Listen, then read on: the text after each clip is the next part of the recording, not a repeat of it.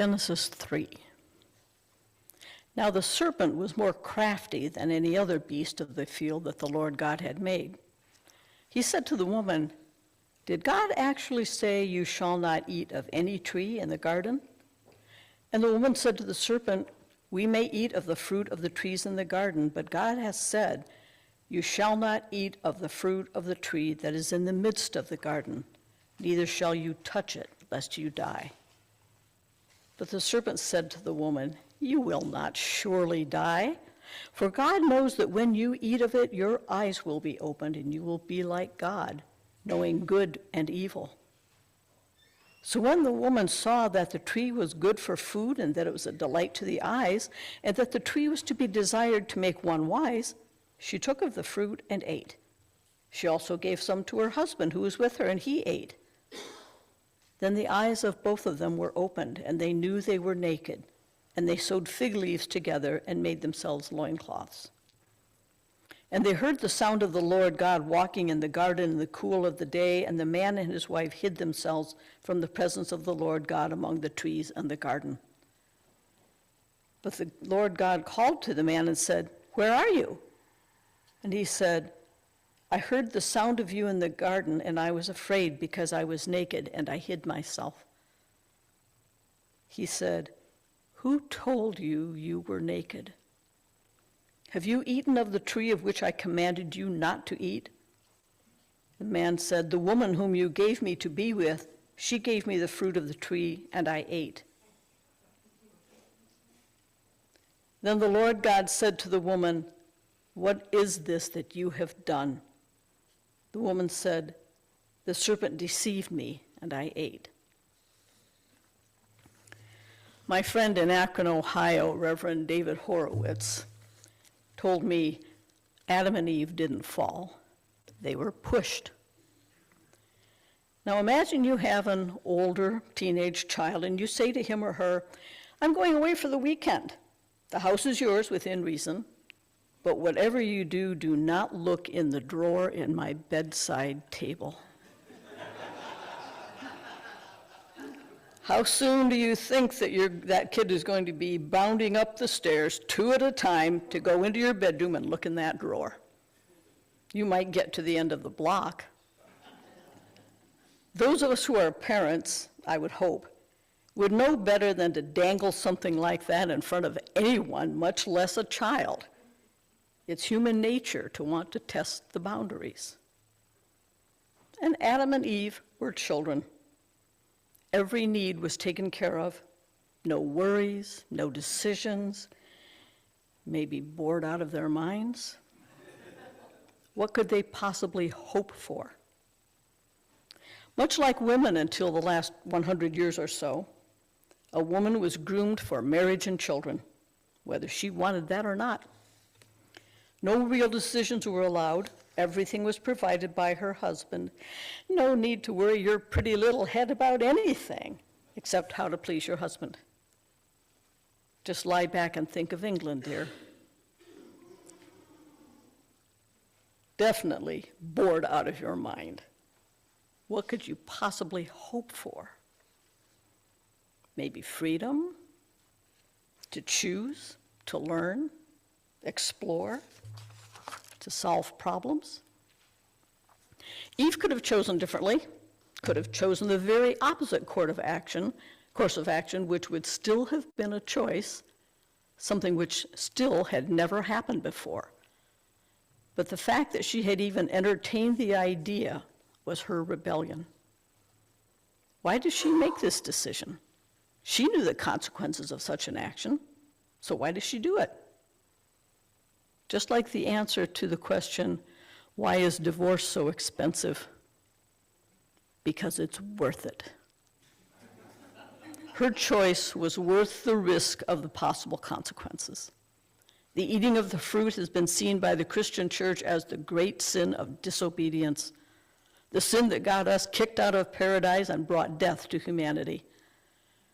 But as the great witch Sybil Leek said, "I don't believe in sin. I believe in consequences."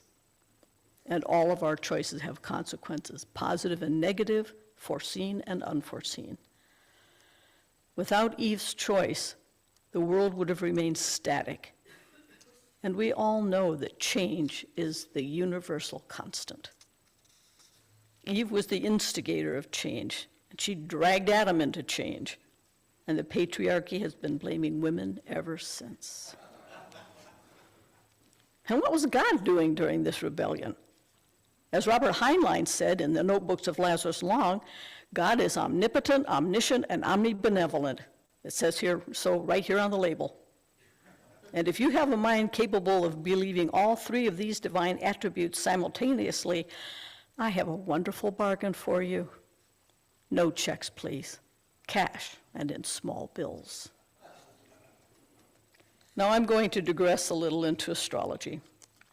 The sign of Gemini rules communication of all kinds. Just as we talk about the age of Aquarius, which may or may not be the present astrological age, there was the age of Gemini. The age of Gemini occurred roughly between 6580 BC and 4420 BC, falling between the age of Cancer and the age of Taurus in the historical cycle of astrological ages. This period is associated with the rise of human intellect, the development of writing and language, the beginnings of trade, and an increasing awareness of duality and personal independence. Before the age of Gemini, human consciousness was tribal, not individualistic. It was during the age of Gemini that humans began to perceive reality through the separation of subject and object, the act of witnessing. This Gemini mental process marked the birth of individual consciousness. It is very important for infants to learn this. That is why the game of peekaboo is very important to play with a baby. Because when a baby is very young, he or she doesn't believe they exist if they can't see mommy. But if you play peekaboo, they know that mommy disappears for a short time, but she comes back, and I'm okay. I'm still me, I still exist, even though I can't see mommy. We could go so far as to say that the very foundation of what makes us human is rooted in Gemini's awareness. And it was awareness that was possibly the dubious consequence of eating the fruit. The serpent said, "You will be like God. You will be conscious, self-conscious, if you will." And that may be what separates human beings from the so-called lower animals. That's another concept from Genesis that I would like to explore, that humanity is the zenith of creation, and that it is humanity's job to subdue the earth. But I think that is a whole other sermon. Another of God's supposed attributes, God is love.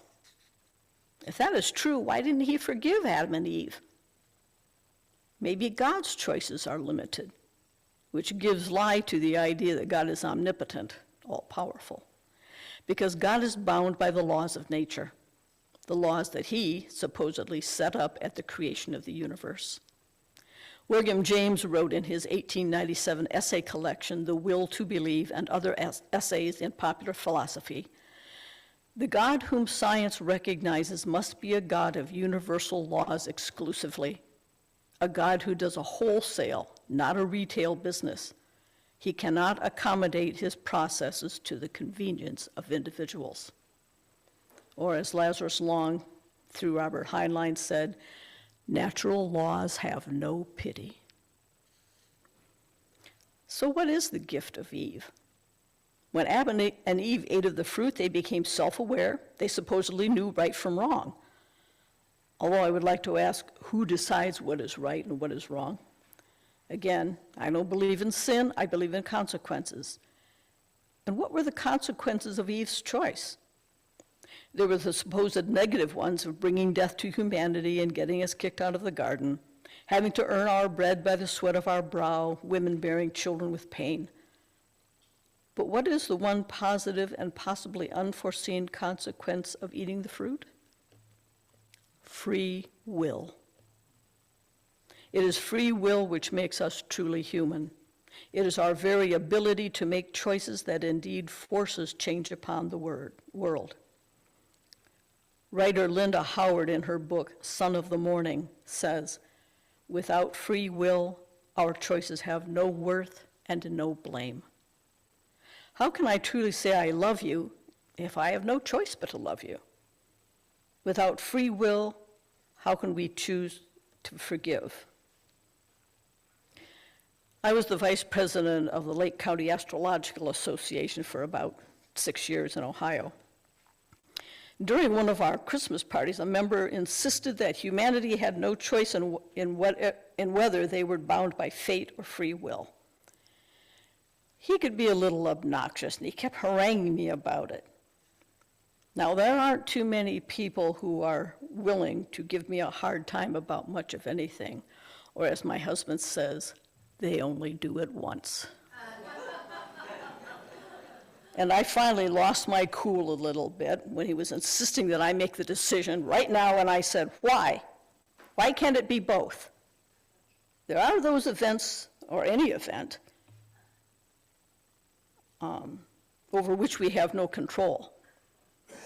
But our reaction to any event is always under our control.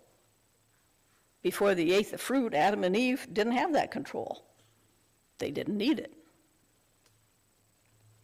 Republicans, conservatives, well, some Republicans, conservatives, racists, homophobes, misogynists, those who have blamed non-whites, LGBTQ plus people and women, the sick, for their problems are learning that none of those people are to blame for their lot in life.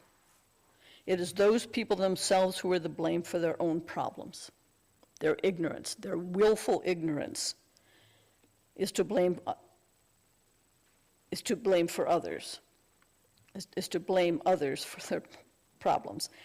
Their refusal to open their eyes to uncomfortable and inconvenient truths and their refusal to let go of their ignorance and prejudice will result in them being dragged into the new age. The lesson is change or be changed. Let go or be dragged. Our free will is what allows us to let go, to change, to learn about the changes we must make. There's a verse from James Taylor's song, Mudslide Slim and the Blue Horizon, from the album of the same name. I'm going to cash in my hand and pick up on a piece of land and build myself a cabin back in the woods. Lord, it's there I'm going to stay until there comes a day when this old world starts to change and for the good. And the first time I heard that, I was probably 20, and I thought, what an idiotic statement. The world doesn't change. People like us drag the world, kicking and screaming, into change. The narrative of the Garden of Eden and the fall of humanity constitute a mythological tradition shared by all the Abrahamic religion, with a presentation more or less symbolic of Judeo-Christian morals and religious beliefs, which had an overwhelming impact on human sexuality, gender roles, and sex differences, both in the Western and Islamic civilizations. But unlike Christianity, the other major Abrahamic religions, Judaism and Islam, do not have a concept of original sin, and instead have developed varying other interpretations of the Eden narrative. But all of the Abrahamic religions traditionally see women as less than, the weaker vessel, in the words of Paul, because the woman was deceived first. But maybe Eve wasn't deceived. Maybe she knew exactly what she was doing and what the consequences were likely to be, and again, believed those consequences were worth it. It is Eve's choice that made us fully human, because no creature can be said to be fully human until it asks the question, what's in it for me?